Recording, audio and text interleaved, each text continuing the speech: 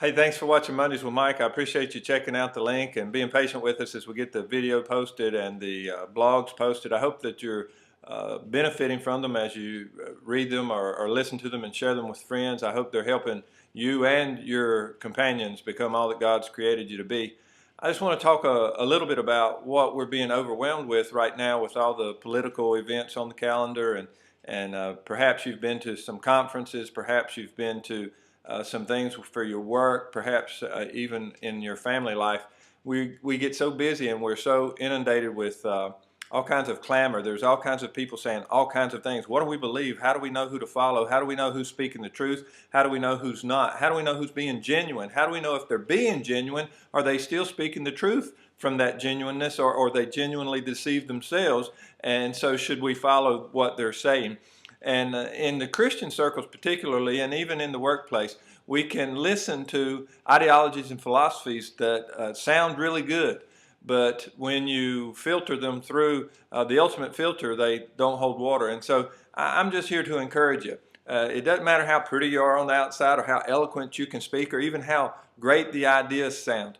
What you need to understand is that man is basically sinful. Man is basically deceived, and we can be intelligent. That's got nothing to do with being sinful. We can have wisdom. That's not negating the reality that we're sinful. We can be hardworking.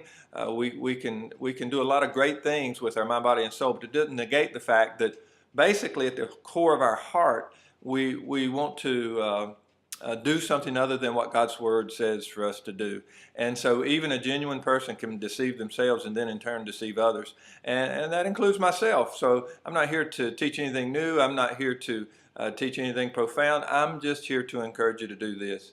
Whether it's in the workplace, whether it's at your church, whether it's in society with the political arena or whatever else is going on out there, when you hear stuff, you need to filter it through the only thing that's not deceitful, the only thing that does not have an ulterior motive, the only thing whose motive is the glory of God, and that's His Word. And so as you listen to all these ideologies, even Christians can get caught up in teaching something that is contrary to God and His Word. So I would encourage you, as you listen to all these people who are telling you how you're supposed to believe about this, that, or the other, or they're teaching you principles to govern your life with, or they're teaching you strategies to become successful with, God does not measure success the way everybody else does. He measures His own faithfulness to Him, His Word, and what He's called you to do. So ultimately you can do great from the world's perspective, and they give you tremendous praise and pats on the back.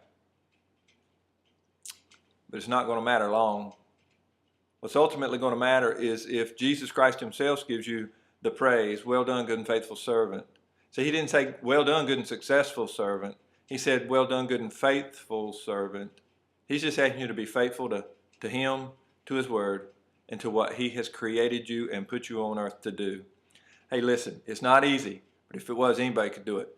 But you can do it. If you surrender your goals and dreams and plans to Him, let Him manipulate and massage them, put them in you as filtered through His Word, and then you go become all that He's created you to be. He's got a great plan for us, and it is all about His glory and not ours. And as you glorify Him, He'll take care of exalting you in due time. So I appreciate you watching Mondays with Mike. I'll see you next week.